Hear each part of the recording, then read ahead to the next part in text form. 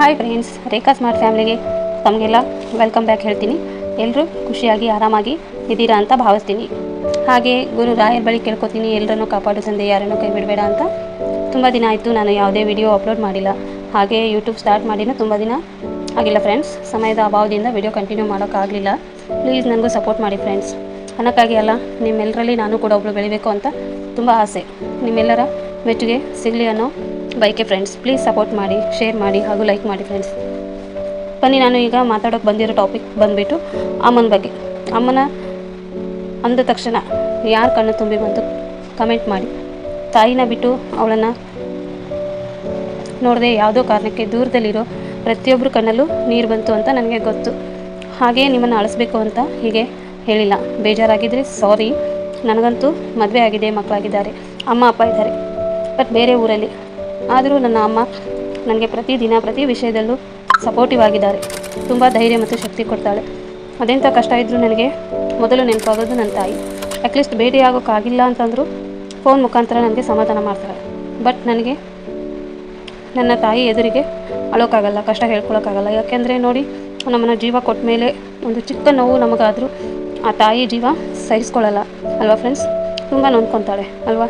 ನನಗೆ ತಿಳುವಳಿಕೆ ಇಲ್ದಿದ್ದಾಗ ಅಮ್ಮ ನನಗಾಗಿ ನೀನು ಹತ್ತಿರೋದು ಸಾಕು, ಇನ್ನು ಮುಂದೆ ನನ್ನ ಕೈಲಿ ಸಾಧ್ಯ ಆದಷ್ಟು ನಿನಗೆ ನೋವು ಕೊಡೋಕ್ಕೆ ನಾನು ಬಯಸಲ್ಲ ಅಮ್ಮ.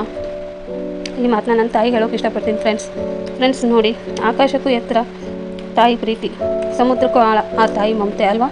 ಜೀವನದಲ್ಲಿ ನಾವು ಎಷ್ಟೇ ಸಂಪಾದಿಸಿದ್ರೆ ಸಿಗುತ್ತೆ, ಬಟ್ ಅಮ್ಮನ ಮಡಿಲು ಸುಖ, ಪ್ರೀತಿ, ಮಮತೆ, ವಾತ್ಸಲ್ಯ, ಕೂಗು ಕಳ್ಕೊಂಡ್ರೆ ಸಿಗಲ್ಲ. ಆಕಾಶದತ್ತ ನೀ ಹಾರಲೂಬಹುದು, ಸಮುದ್ರದ ಆಳದಲ್ಲಿ ಇಳಿಲೂಬಹುದು, ಆದರೆ ಆ ತಾಯಿ ಅನುಬಂಧದಲ್ಲಿ ಇರೋ ಮಮತೆನ ಮಾತ್ರ ಹಿಡಿಯೋಕ್ಕಾಗಲ್ಲ. ಯಾವ ತಾಯಿ ಕೂಡ ಅದೆಷ್ಟೋ ಕಷ್ಟ, ಸುಖ, ದುಃಖ ಹೇಗೆ ಅವಳ ಪರಿಸ್ಥಿತಿ ಇದ್ದರೂ ಸಹ ತನ್ನ ಮಕ್ಕಳನ್ನು ಮಾತ್ರ ಚೆನ್ನಾಗಿ ಬೆಳೆಸಬೇಕು, ಸಮಾಜದಲ್ಲಿ ಅವರನ್ನು ಗುರುತಿಸಬೇಕು, ಆರೋಗ್ಯವಾಗಿ ಸುಖವಾಗಿ ಇರಬೇಕು ಅಂತಲೇ ಬಯಸ್ತಾಳೆ ಅಲ್ವಾ. ಹೊರತು ಕೆಟ್ಟದನ್ನು ಮಾತ್ರ ಯೋಚನೆ ಕೂಡ ಮಾಡಲ್ಲ ಫ್ರೆಂಡ್ಸ್. ದಯವಿಟ್ಟು ಫ್ರೆಂಡ್, ಎಲ್ಲರೂ ಹೇಗಿದ್ದೀರಾ ಅಂತ ನನಗೂ ಗೊತ್ತಿಲ್ಲ. ನೀವು ಹೇಗೆ ಇರಿ, ಎಲ್ಲೇ ಇರಿ, ಬಟ್ ತಾಯಿನ ಮರಿಬೇಡಿ. ನೀವು ದೂರದಲ್ಲಿದ್ದರೂ ಆ ಜೀವ ತ್ಯಾಗಮಯಿ ತಾಯಿ ನಿಮ್ಮ ಒಂದು ಫೋನ್ ಕರೆಗಾಗಿ ಕಾಯ್ತಾ ಇರ್ತಾಳೆ. ನಿಮ್ಮ ಮುದ್ದಾದ ಮುಖ ನೋಡೋದಕ್ಕೋಸ್ಕರ ಹಂಬಲಿಸ್ತಾ ಇರ್ತಾಳೆ. ನಿಮ್ಮ ಮಾತನ್ನು ಕೇಳೋದಕ್ಕೋಸ್ಕರ ಕಾಯ್ತಿರ್ತಾಳೆ. ನಿಮ್ಮ ಬರುವಿಕೆಗಾಗಿ ನೋಡ್ತಾ ಕೂತಿರ್ತಾಳೆ ಅಲ್ವಾ. ಯಾಕೆ ಫ್ರೆಂಡ್ಸ್, ಚಿಕ್ಕವರಿದ್ದಾಗ ನಮ್ಮ ತಾಯಿ ನಮ್ಮನ್ನು ತಿರುಗಿ ನೋಡದೆ ಅವಳ ಸುಖಕ್ಕೋಸ್ಕರ ಅವಳು ತನ್ನ ಜೀವನ ದಾರಿ ಅವಳು ನೋಡ್ಕೊಂಡಿದ್ರೆ ಇವತ್ತು ನಾವು ಕಾರು, ಬಂಗ್ಲೆ, ಆಫೀಸು, ದುಡ್ಡು, ಮರ್ಯಾದೆ ಇದ್ಯಾವುದು ನಮಗೆ ಸಿಗ್ತಾ ಇರಲಿಲ್ಲ.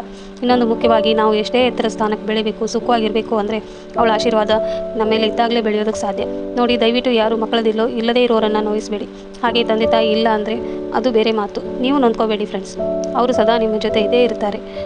ಹಾಗೆ ತಂದೆ ತಾಯಿ ಇದ್ದರೂ ದಯವಿಟ್ಟು ನೀವಿರುವಾಗಲೇ ಅವರನ್ನು ಅನಾಥರನ್ನಾಗಿ ಮಾಡಬೇಡಿ. ಇದು ನನ್ನ ಪ್ರಾರ್ಥನೆ ಫ್ರೆಂಡ್ಸ್ ನಿಮ್ಮಲ್ಲಿ. ದಯವಿಟ್ಟು ನನ್ನ ಮಾತಲ್ಲಿ ಏನಾದರೂ ತಪ್ಪು ಇದ್ದರೆ ಕ್ಷಮಿಸಿ ಫ್ರೆಂಡ್ಸ್. ನನ್ನ ಈ ಪುಟ್ಟ ಅನಿಸಿಕೆಯಲ್ಲಿ ತುಂಬ ಅನುಭವದ ಮಾತುಗಳಡಗಿವೆ. ತಾಯಿ ಪ್ರೀತಿ ಅತ್ಯಮೂಲ್ಯವಾದ ಪ್ರೀತಿ ಎಲ್ರಿಗೂ ಸಿಗೋದಿಲ್ಲ. ತಂದೆ ತಾಯಿನ ಪ್ರೀತಿಸಿ, ಗೌರವಿಸಿ, ಚೆನ್ನಾಗಿ ನೋಡ್ಕೊಳ್ಳಿ ಫ್ರೆಂಡ್ಸ್. ಅವ್ರ ಕಣ್ಣಲ್ಲಿ ನೀರು ಬರದೇ ಇರೋ ಹಾಗೆ ಕಾಪಾಡ್ಕೊಂಡು ಹೋಗಿ ಫ್ರೆಂಡ್ಸ್. ಹಾಗೆ ಇಷ್ಟೊತ್ತು ನನ್ನ ಪೂರ್ತಿ ವಿಡಿಯೋ ನೋಡಿದ್ದಕ್ಕೆ ತುಂಬ ಹೃದಯದ ಧನ್ಯವಾದಗಳು. ಹಾಗೆ ಇನ್ನೂ ಹೆಚ್ಚಿನ ಆಸಕ್ತಿದಾಯಕ ವಿಡಿಯೋಸ್ ಮಾಡಲು ಸಬ್ಸ್ಕ್ರೈಬ್ ಮಾಡಿರಿ, ಶೇರ್ ಮಾಡಿರಿ, ಒಂದು ಲೈಕ್ ಕೊಟ್ಟು ನಿಮ್ಮ ಆಶೀರ್ವಾದ ನನ್ನ ಜೊತೆಲಿರಲಿ ಅಂತ ಬಯಸ್ತೀನಿ ಫ್ರೆಂಡ್ಸ್. ಇಷ್ಟೊತ್ತು ನಾನು ವಿಡಿಯೋ ನೋಡಿದ್ದಕ್ಕೋಸ್ಕರ ತುಂಬ ಹೃದಯದ ಧನ್ಯವಾದಗಳು friends. Bye, take care, love you all.